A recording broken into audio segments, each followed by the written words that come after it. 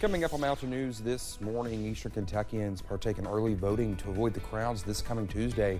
And lawmakers continue the discussion of felon voting rights here in the Commonwealth ahead of the midterm elections. Dedicated to Eastern and Southern Kentucky, this is WYMT Mountain News this morning. Good morning to you. Almost 5 o'clock here. It is Friday, and I'm Dakota Makris. Thank you for waking up with us.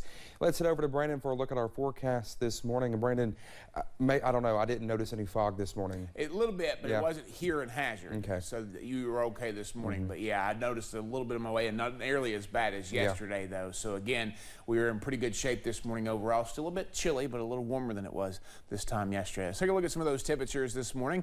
40s and 50s instead of 30s and 40s. Actually 58 in Pikeville, one of our warmer spots this morning, so a little closer to 60 over that way. And I think Jackson was at 60 a little while ago, but they're down to 57 now. And then you see, I believe, 43. Let me double check scan the map here. Yep, 43 in Clintwood is our cool spot this morning. So again, not terrible, not great, but again, a little extra on your coffee meter to get you out the door because it is a bit chilly out there in some locations, especially in those sheltered valleys. Out the door forecast, another basically carbon copy of yesterday. Maybe just a few less clouds today, though. We had a few sneak in there yesterday afternoon, but temperatures very similar. Sunny skies and right around 76 this afternoon. Dakota? All right, Brandon, thank you. Well, Election Day is just a few days away, but already more than 33 million people have cast early ballots. President Joe Biden and former President Donald Trump held dueling rallies last night in their attempts to drive even more voter turnout for their party's candidates. Deborah Alfarone has more from Capitol Hill.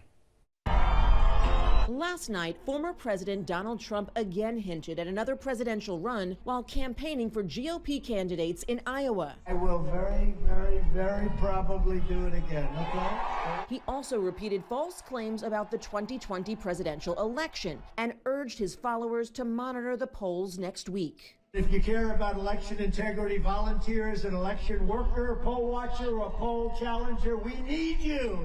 They're going after your right to vote. President Biden took his message that democracy is on the ballot to New Mexico and California. We're going into an election, and you have all these people saying they don't accept the outcome of the last one, and they're not guaranteeing they'll accept the outcome of this one. Across the country, state election officials are trying to reassure voters that next week's results will be accurate, while they're also urging patience because those results may not be final right away. When we put those tallies up, we need them to believe in it. They can't have a doubt, and because if they do, our republic has fallen. There will be dueling rallies in Pennsylvania tomorrow with President Biden and former President Obama on one side of the state and former President Trump on the other. Deborah Alfarone, CBS News, Washington. The nonpartisan research group Open Secrets says this election season is on track to be the most expensive midterm in history, with nearly $17 billion expected to be spent in state and federal races. Early and excused in-person voting began yesterday across the Commonwealth. We talked to voters in Perry County who chose to vote early for convenience.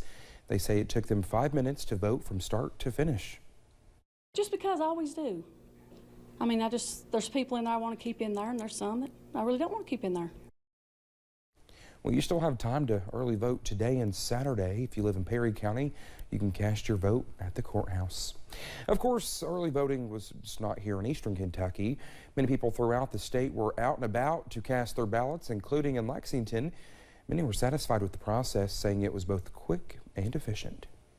Because there is generational changes time to time, all the time. So if the young people come out to vote, the people my age and those that are older than me, then everybody's vote counts, and we know that. So if you come out and vote, you won't be displeased. Another element that helped those voting was the ability to do some research beforehand and look at some sample ballots prior to casting a real one. On Thursday, lawmakers discussed felon voting rights in Kentucky. Back in 2019, Governor Andy Beshear signed an executive order to restore voting rights for some felons, and including those who pleaded sentences for nonviolent convictions. Advocates have since said more needs to be done. An interim joint committee met in Frankfort yesterday morning. Multiple groups were at the meeting, including the ACLU of Kentucky and Secure Democracy USA. Magoffin County is preparing for a new business to call its industrial park home. Emerald Energy will be relocating from Prestonsburg to the new industrial park, bringing more than 20 jobs with a competitive wage to the Salyersville area. Leaders say it is a move forward for the entire region and a catalyst for future site growth. Great potential for everything here in Magoffin County. We can expand our industrial site now maybe and get more area for more businesses to come in. And with this business coming in, and I'm sure they're going to be successful, it just means everything in the world to us. The business is expected to be planted on site by 2025. Several schools canceled in-person classes because of illness this week, and yesterday another was added to that list. The June Buchanan School in Knott County announced it will also be closed today. Well, thank you so much for getting your Friday morning started with us here on Mountain News this morning. When we come back, the basketball program here in the Commonwealth is in some trouble with the NCAA due to some unethical choices made throughout the last few years. It's coming up. Mild forecast will continue into the weekend. We will still be mainly dry, which could cause some problems in itself. I'll have the latest in about 3 minutes.